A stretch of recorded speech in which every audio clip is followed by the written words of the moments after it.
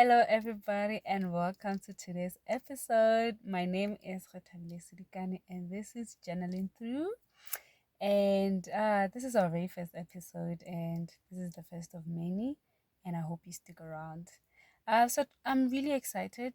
I'm really excited. I think this episode that we're shooting today is one that is very personal, is one that is very close to my heart as well. So I'm excited to delve into it, and I feel like we are gonna learn so much, right? So today's topic is insecurities. Yeah, spicy. Today's topic is insecurities, and I think a whole lot of us can relate with today's topic. Is Insecurity is something that we all go through. It doesn't matter what age you are at, it doesn't matter your gender. It is one emotion that we, at some point in our lives, have struggled with, right? So, I just want us to like address a few questions, like what are insecurities, what triggers insecurities, right? And how do we now confront these insecurities, and also how are we able to realize now when our insecurities are holding us back, right? So this is all that we're going to be discussing today. And yeah, so I think straight off the bat we could just like describe insecurities. So insecurities, if I was to describe insecurities, I'll describe insecurities as lack of confidence, right? And insecurity is lack of confidence in who you are as a whole person, right? um it can be that broad. It can be that broad where you're just insecure about yourself, your whole being, right? It's a sense of inadequacy, feeling like you're not enough, feeling like there's no place for you in the world, feeling like you don't fit in, right? That that is um that is insecurity. And this definition reminds me of this movie that I recently watched, and it was called A Wonderful Life. It's a movie made in 1946, right? So the starring actor in the movie, his name is George, right? I forgot his surname, but his name is George. And so they had a family business going on, and the dad passed away, and it was two boys. Yes, it was two boys, and George was the oldest one. So George always dreamed of going abroad, living his life, traveling and everything. And then his little brother was the one who actually got to go away, right? And so George was he was left stuck in this small town, and he had to take care of the family business, right? So until it got to a point where the family business wasn't doing so well. The family business was tumbling down, and they were in great debt. They were bankrupt, actually. So he wanted to end his life. Um he felt like he was useless. He felt like he didn't have any purpose anymore. So he went to this it's a river. Yeah, he went to a river and he wanted to commit suicide, and his guardian angel met him there, right? So during their interaction, George mentioned that he wishes he had never been born, right? And so his wish was granted. And so he went through a series of events where now people couldn't recognize him. His mom couldn't recognize him. Everybody couldn't recognize him because his memory was erased, right? And he saw what the world could have become if he was not there. And it was it was eye opening, and it was so beautiful to see how our lives, um it doesn't matter what you're doing in life, your presence in this world matters. And there's so many lives that are tied to your life, right? So that just means we are all important, and we have all come to serve a certain purpose here, right? I think usually people get they get sunk into the idea of, well, for you to serve and for you to be successful, to be important, you need to do something significantly recognizable. But that's not true. The very fact that you were born, there are so many lives that are tied to your life, right? So yeah, that movie just showed how, like, it doesn't matter where you are in life, it doesn't matter what you're going through, you are still important and you do serve a purpose on this planet, right? So yeah, I was really inspired by that movie. So I guess just to put it out there, anytime you feel a sense of inadequacy, anytime you feel like you don't belong here, anytime you feel like you don't know what you're doing and you're not as important, you are, okay? You are. Trust me, you are, and the world would be so different. The world would be so different without you here, right? So I guess our next question would be, what triggers insecurities, right? Insecurities is one of those really draining emotions. They can just sink you in, right? So what triggers these emotions? And insecurities can be triggered by a whole lot of things, right? Bearing in mind that there are different insecurities. There's body image insecurities, there's financial insecurities, there's professional insecurities, relationship insecurities. There's a whole vast number of um, insecurities, types of insecurities for that matter, right? But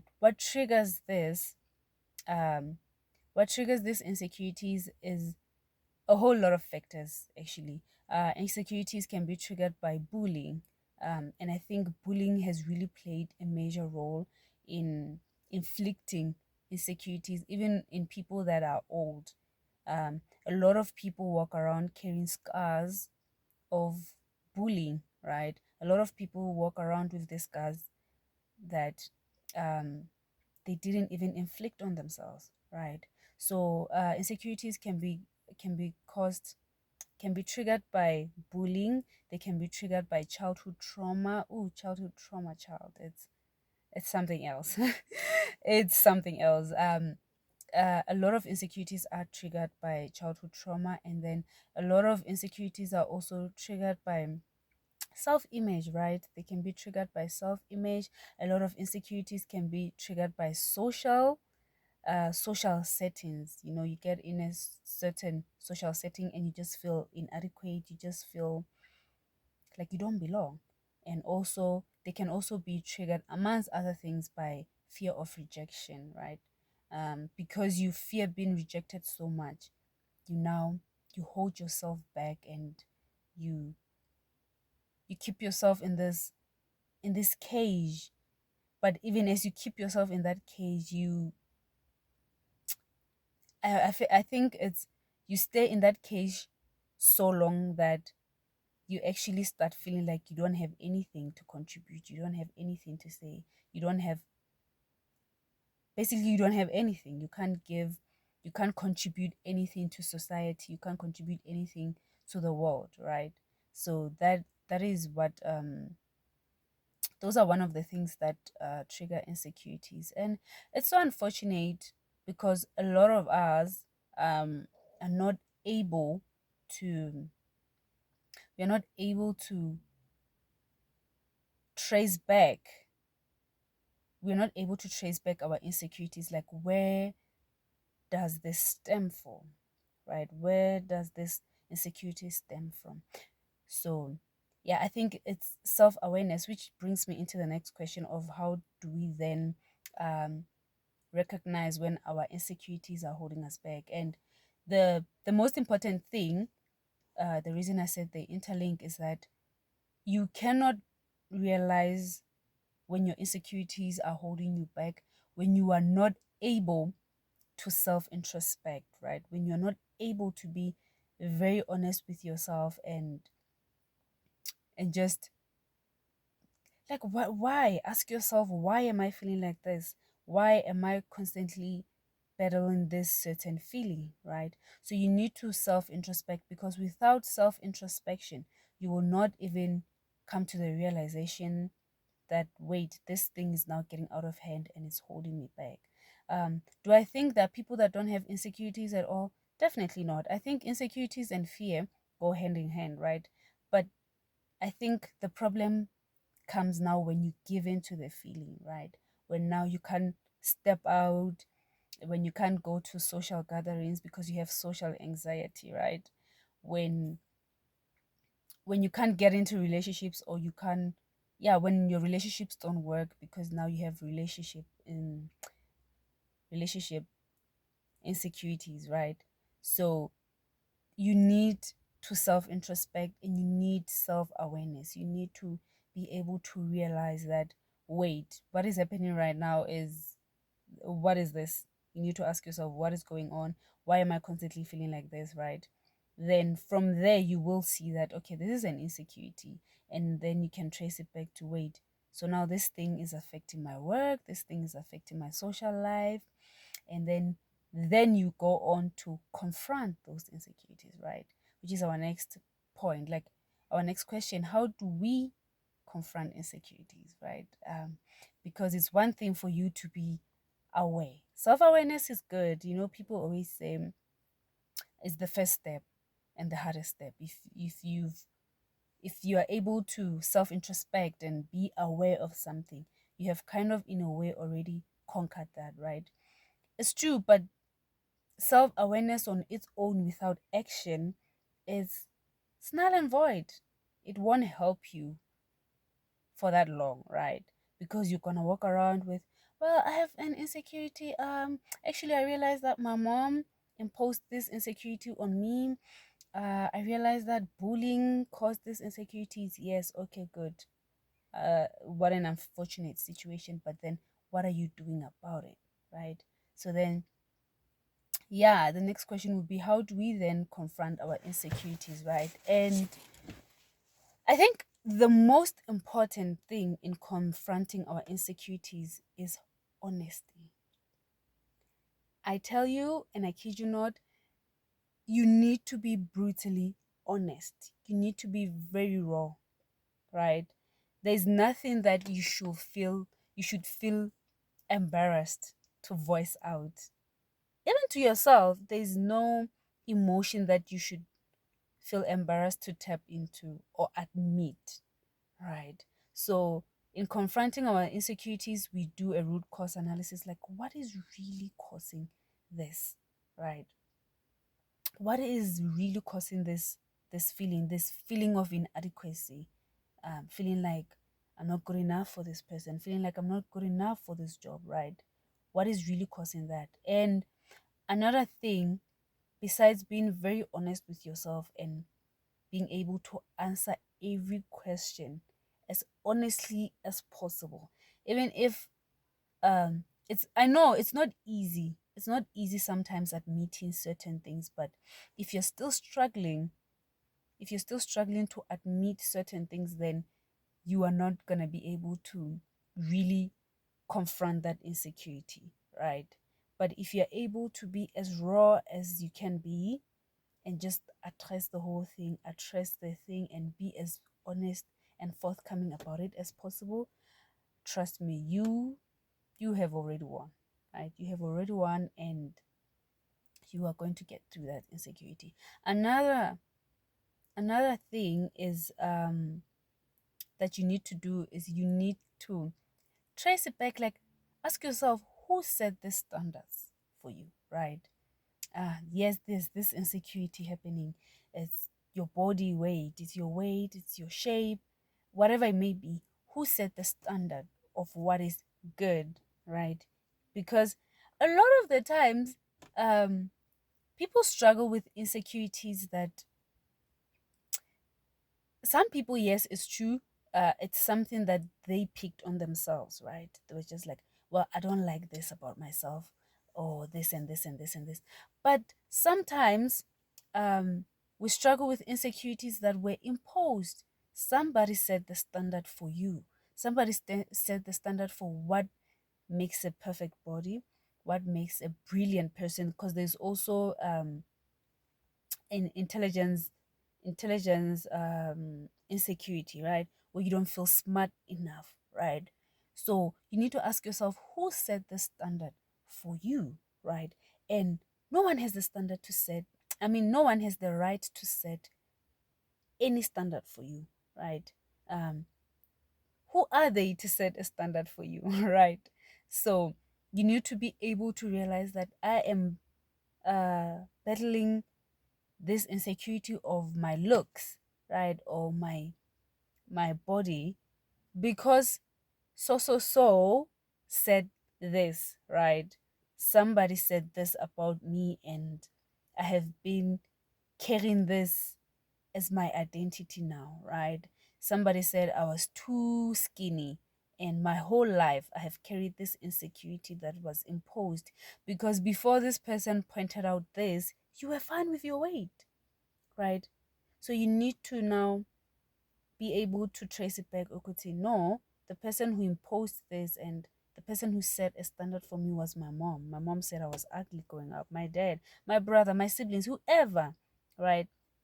And then now you need to self accept, right? You need to now change the narrative. Like, these people have set the standard for you for such a long time, but what do you have to say? Yeah, we know what they say. They're saying you're ugly. Da, da, da. What are you saying? Are you saying you're ugly?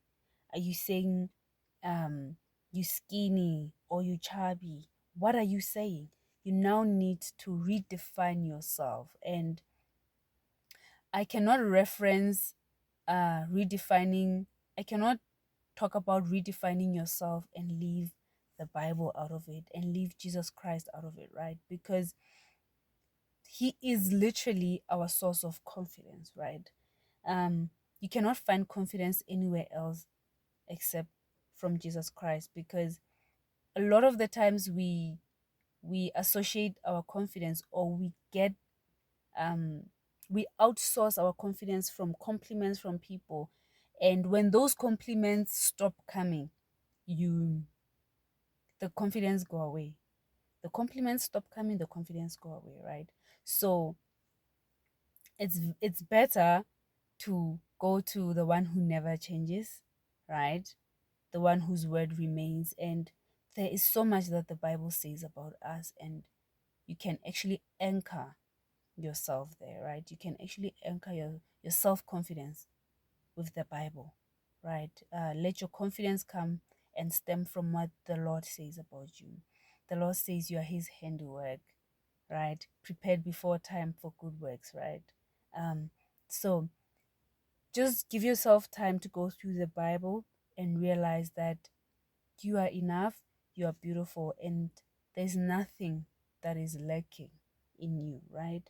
Um, somewhere in Isaiah, yeah, I'm not very good with like keeping scriptures like that, but there's somewhere in Isaiah um where it talks about how we cannot clay cannot say to the potter, what are you doing? What is this that you have formed, right? So you need to find comfort in the fact that the way you are, as you are, the way God made you is exactly how you should have been, right? He knew what he was doing, and he created you that way, and he called you perfect, right? So it doesn't matter what any other person says about you. You need to realize that you did not make yourself, right? Because if you had the opportunity to make yourself, maybe, or your parents had the opportunity to make you, you would blame them that, well, you got it wrong here. I don't like this nose. I don't like that. But you need to understand that the creator of the whole universe created you, right? So he's never wrong. We cannot contend with him and question him and say, why am I so quiet? Why can't he made you that way? And you need to embrace who you are. You need to embrace that, right? And yeah, I guess just to close off, I would just like to say insecurities, you are not weird for having insecurities, right? There's nothing wrong with you. It's something that, like I said, each and every one of us deal with. And I feel like the more we grow is the more we are exposed to different types of insecurities, right? um but it doesn't mean just because we go through them we should let ourselves sink in them. You can overcome insecurities just like you can overcome every other feeling, every other emotion, right? So yeah, I would love for you guys to comment below. Tell me what you think about today's episode, and let's just journey through. let's journal through and journey through together, right? Until next time, bye y'all.